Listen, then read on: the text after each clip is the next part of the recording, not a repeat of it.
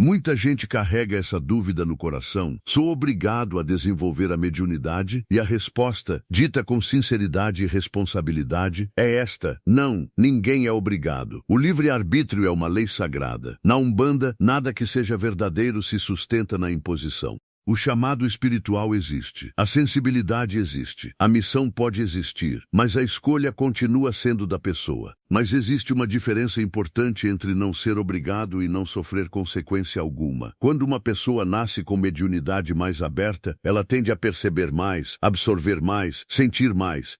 Mesmo que não trabalhe no terreiro, mesmo que não incorpore, mesmo que tente ignorar, continua muitas vezes funcionando como alguém sensível às correntes espirituais e emocionais ao redor. Então é preciso falar com franqueza. Se a pessoa decide não desenvolver, ainda assim precisa cuidar da própria energia, da própria mente, da própria vida espiritual. Porque há quem pense assim: se eu não desenvolver, o assunto acaba. E nem sempre acaba.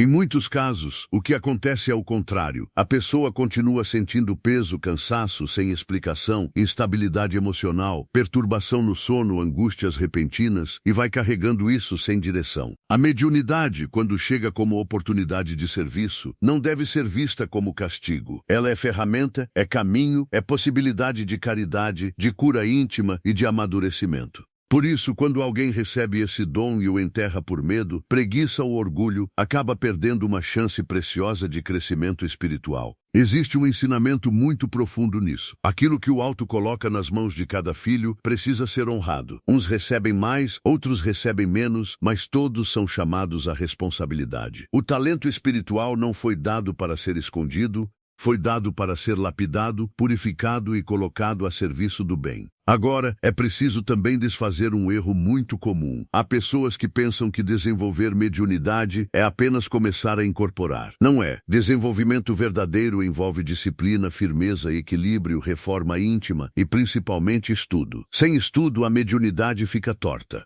Sem entendimento, o médium vira apenas alguém sensível, mas sem direção. Imagine uma ferramenta poderosa nas mãos de alguém que não sabe usar. Ela não produz bom resultado. Na vida espiritual é a mesma coisa. O corpo pode estar preparado em parte, a energia pode até responder, mas se a mente está confusa, desinformada e insegura, o trabalho dos guias encontra limitação. A entidade chega para ajudar, orientar, descarregar, esclarecer e encontra um instrumento estreito, travado pelo medo e pela falta de conhecimento. É como vestir uma roupa apertada demais para fazer um grande movimento. A intenção existe, a capacidade existe, mas falta espaço para a manifestação fluir. Um médium sem estudo interfere sem perceber. Duvida no momento errado, bloqueia a intuição, teme a firmeza da entidade, estranha o que deveria compreender. E isso dificulta o trabalho de caridade. Por isso, quem pergunta se é obrigado a desenvolver também precisa fazer outra pergunta. Se eu tiver mediunidade, estou disposto a aprender sobre ela. Porque até para decidir com consciência é preciso conhecer. Há quem recuse algo que nunca entendeu.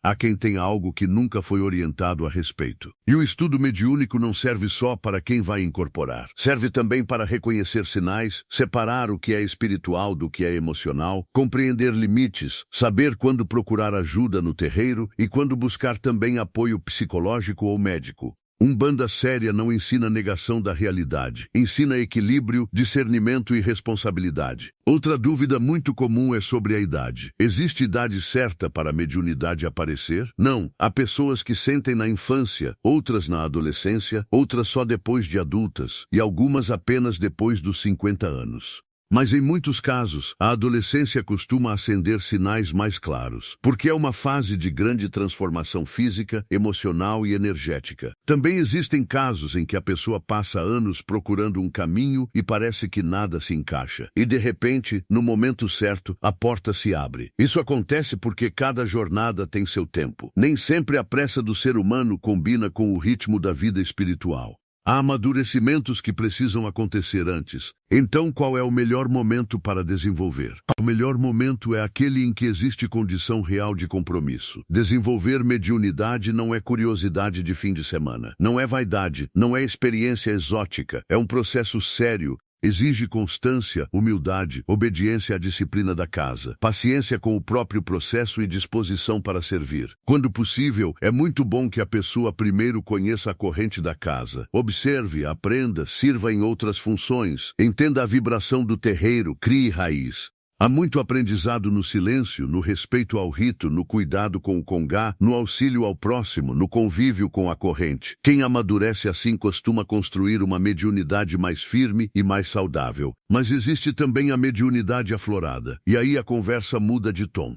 Porque há situações em que a sensibilidade espiritual explode com força. A pessoa começa a ver vultos, ouvir vozes, sofrer com insônia, sentir dores sem diagnóstico definido, apresentar descontrole incorporativo, crises emocionais intensas, medo constante.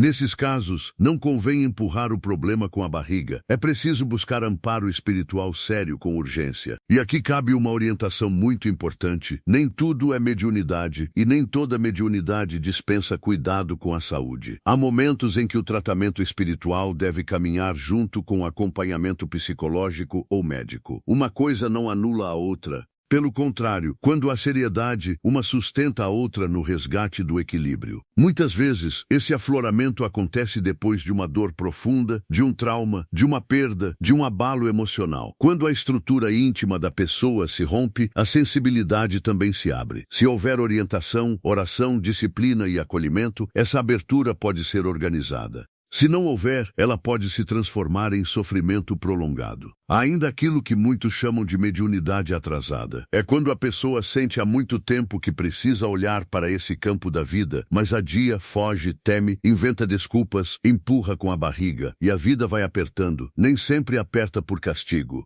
Muitas vezes aperta por misericórdia, para ver se a criatura acorda para o que já deveria ter começado. Confidente o compromisso espiritual e não o assume costuma viver sinais repetidos, caminhos travados, angústia persistente, sensação de vazio mesmo quando tudo parece estar no lugar. Uma espécie de chamado interior que não se cala. Não é regra matemática, porque cada caso é um caso.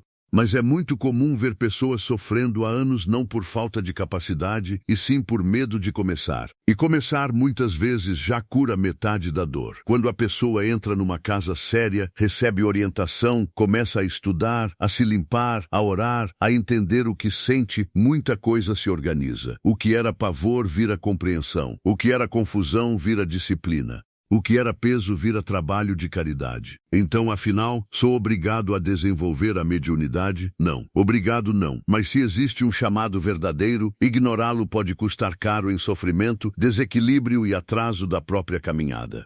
E, se a decisão for não desenvolver, essa escolha precisa vir acompanhada de cuidado espiritual contínuo, vigilância, oração e tratamento adequado para que a pessoa não fique exposta e sobrecarregada. O mais sábio não é agir por pressão. O mais sábio é agir por consciência. Sentiu o chamado? Procure orientação. Observe os sinais. Estude, reze, conheça uma casa séria. Não entregue sua vida na mão de qualquer um, mas também não despreze o toque do alto quando ele vier com insistência. A mediunidade bem conduzida não aprisiona. Ela liberta, não destrói a vida, organiza, não afasta da realidade, ensina a viver com mais responsabilidade diante do visível e do invisível.